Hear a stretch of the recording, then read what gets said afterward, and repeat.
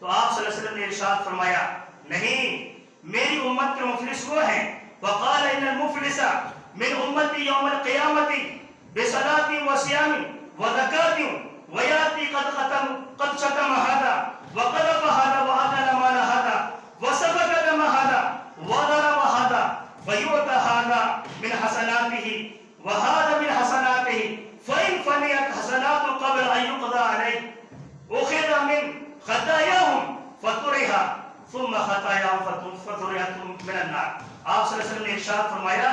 میری امت کا مفلس قیامت کے دن اس حال میں آئے گا کہ اس کے نام اعمال میں نمازیں بھی ہوں گی، روزے بھی ہوں گے، زکوٰۃ بھی ہوگی، اس کے نام اعمال میں نیکیاں بھی ہوں گی، لیکن اگر اس نے اپنی زبان سے کسی کو الزام تراشی کی ہوگی، کسی کو بہتان تراشی کی ہوگی، کسی کو گالی گلوچ کیا ہوگا، ایک کو مارا ہوگا، دوسرے کا خون بہایا ہوگا، آپ صلی اللہ علیہ وسلم نے ارشاد فرمایا اس ظالم کی ساری نیکیاں ان مظلوموں میں تقسیم کر دی جائیں گی، اور اگر یہ حساب و کتاب باقی ہوگا تو ان مظلوموں کے سارے گناہ اس کے سر لاد دیے جائیں گے، ثم طرح فی النار، پھر اس کو جہنم رسید کر دیا جائے گا۔ میری امت کا مفلس یہ ہے جس کے پاس سب کچھ ہوتے ہوئے بھی کچھ نہیں ہے، اور یہ بھی جنت میں جانے والا تھا لیکن ظلم زیادتی کی وجہ سے، گالی گلوچ کی وجہ سے، کسی کو مارنے کی وجہ سے، کسی کو الزام تراشی بہتان تراشی کرنے کی وجہ سے، کسی کا خون بہانے کی وجہ سے، کسی کا ناحق مال کھانے کی وجہ سے، سب کچھ ہوتے ہوئے بھی یہ جہنم رسید ہو رہا ہے۔ ساری نیکیاں مفلسوں میں اور مظلوموں میں تقسیم کر دی گئی۔ تو میرے بھائیوں، کہیں ہمارے ساتھ بھی ایسا نہ ہو کہ نماز بھی ہمارے نامہ اعمال میں، روزے بھی ہمارے نامہ اعمال میں، حج و زکوٰۃ بھی ہمارے نامہ اعمال میں، عمرہ بھی ہے، سب کچھ ہے، لیکن قیامت کے دن منظر ایسا نہ ہو جس حدیث کے اندر بیان کیا گیا ہے کہ مظلوم کو ساری نیکیاں ظالم کے دے دی جائیں اور مظلوم کے سارے گناہ ظالم کے سر لاد کر اس کو جہنم رسید کر دیا جائے۔ اس لیے اپنی زبان کی حفاظت کیجیے۔ پیارے رسول جناب محمد رسول اللہ صلی اللہ علیہ وسلم نے ارشاد فرمایا من سکت نجا، کامیابی چاہتے ہو تو خاموشی اختیار کرو۔ اسی لیے کسی کہنے والے نے کہا ہے پہلے تولو پھر بولو، اور ایک مقولہ ہے بے وقوف کی زبان اس کے منہ میں ہوتی ہے اور عقل مند کی زبان اس کے دل میں ہوتی ہے۔ کیا مطلب یہ ہے کہ عقل مند آدمی، ہوشیار آدمی سوچ سمجھ کر بولتا ہے، پہلے تول لیتا ہے پھر بولتا ہے، اور بے وقوف آدمی فر بولے چلے جاتا ہے، اسے خود پتہ نہیں ہوتا ہے کہ وہ کیا بول رہا ہے۔ اس لیے میرے بھائیوں اور بہنوں، ہم اپنی زبان کی حفاظت کریں۔ آج ہمارے نوجوانوں کی زبان کی حفاظت بالکل نہیں ہے، نہ بڑوں کا ادب احترام ہے، نہ چھوٹوں کے ساتھ شفقت و مہربانی ہے، جبکہ پیارے رسول جناب محمد رسول اللہ صلی اللہ علیہ وسلم نے ارشاد فرمایا وہ شخص ہم میں سے نہیں جو بڑوں کا ادب احترام نہ کرے، وہ چھوٹوں کے ساتھ شفقت و مہربانی سے پیش نہ آئے۔ آج ہمارا معاملہ ایسا ہی ہے کہ نہ ہم بڑوں کا ادب احترام کرتے ہیں، نہ چھوٹوں کے ساتھ عزت و احترام سے پیش آتے ہیں، نہ علماء کی قدر کرتے ہیں، نہ ان کو وہ عزت و احترام اور مقام دیتے ہیں جو ان کا ہے۔ تو میرے بھائیوں، اپنی زبان پر کنٹرول کیجیے۔ ہم اور آپ اللہ پر اور یوم آخرت پر ایمان رکھتے ہیں، یہ ہمارا آپ کا ایمان و یقین ہے۔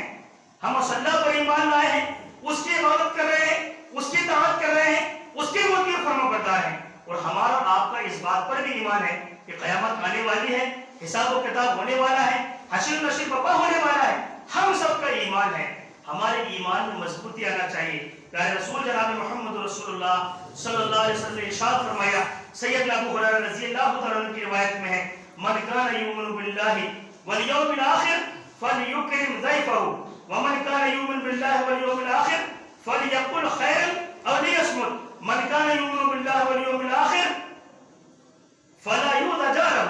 آپ صلی اللہ علیہ وسلم نے ارشاد فرمایا تم میں سے جو شخص اللہ اور یوم آخرت پر ایمان و یقین رکھتا ہے اسے چاہیے کہ اپنے مہمان کی عزت کرے، مہمان کی مہمان نوازی کرے۔ تم میں سے جو شخص اللہ اور یوم آخرت پر ایمان و یقین رکھتا ہے اسے چاہیے کہ پڑوسی کو تکلیف نہ دے۔ سیدنا ابو ذر غفاری رضی اللہ تعالیٰ عنہ سے روایت میں ہے، جبریل امین آپ صلی اللہ علیہ وسلم کے پاس آئے اور آپ صلی اللہ علیہ وسلم کو پڑوسی کے تعلق سے، پڑوسی کے حقوق کے تعلق سے وصیت کرنے لگے۔ آپ صلی اللہ علیہ وسلم نے یہ سمجھا کہ گویا سیدنا جبریل امین علیہ السلام پڑوسی کو کہیں ہماری وراثت میں، لوگوں کی وراثت میں حقدار میں ٹھہرانے لگے۔ سیدنا ابو ذر رضی اللہ عنہ کہتے ہیں کہ آپ صلی اللہ علیہ وسلم ہمیں وصیت کرنے لگے،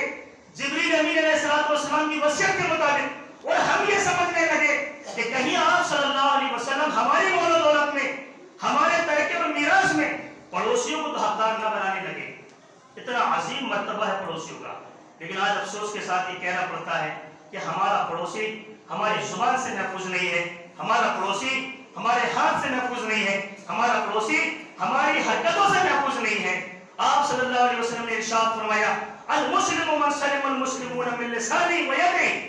تم میں سے کوئی شخص اس وقت تک کامل مومن مسلمان ہو ہی نہیں سکتا جب تک کہ اس کی زبان سے اور اس کے ہاتھوں سے اس کا پڑوسی محفوظ نہ ہو. آج کتنے پڑوسی ہیں جو شکایت کرتے ہیں فلاں آدمی ہمیں تکلیف دے رہا ہے، فلاں آدمی ہمارا راستہ روک رہا ہے، فلاں آدمی ہمیں کھیت میں جانے نہیں دے رہا ہے. کتنی شکایتیں ہمارے پڑوسیوں کو ہم سے. کیوں ہم پڑوسیوں کو تکلیف دیتے ہیں؟ وہاں تو پڑوسیوں کی اتنی تاکید کی جا رہی ہے، اتنی وصیت کی جا رہی ہے. جبریل امین آپ صلی اللہ علیہ وسلم کو ایسی وصیت کر رہا ہے، ایسی تاکید کر رہا ہے کہ کہیں وراثت میں حق نہ کھانے لگ جائے. اور ہمارے پاس پڑوسیوں میں ہم لوگوں کا اس طرح کا ویوہار ہے، اس طرح کا انداز ہے. تو آپ صلی اللہ علیہ وسلم نے ارشاد فرمایا ومن کان یؤمن باللہ والیوم الآخر فلا یؤذ جارہ. تم میں سے جو شخص اللہ اور یوم آخر پر ایمان اور یقین رکھتا ہے اسے چاہیے کہ وہ کسی بھی قسم کی تکلیف اپنے پڑوسی کو نہ دے. یہ تو بات ہوئی پڑوسی کی جو ہمارا اپنا بھائی ہے ایمان والا. لیکن جو غیر ایمان والے ہیں، جو اللہ اور اس کے رسول پر ایمان نہیں رکھتے ہیں، یوم آخرت پر ایمان نہیں رکھتے ہیں، رسول اللہ صلی اللہ علیہ وسلم نے بھی ان کے تعلق سے حسن سلوک کی تاکید فرمائی ہے. صلح حدیبیہ کا موقع ہے جو سن 6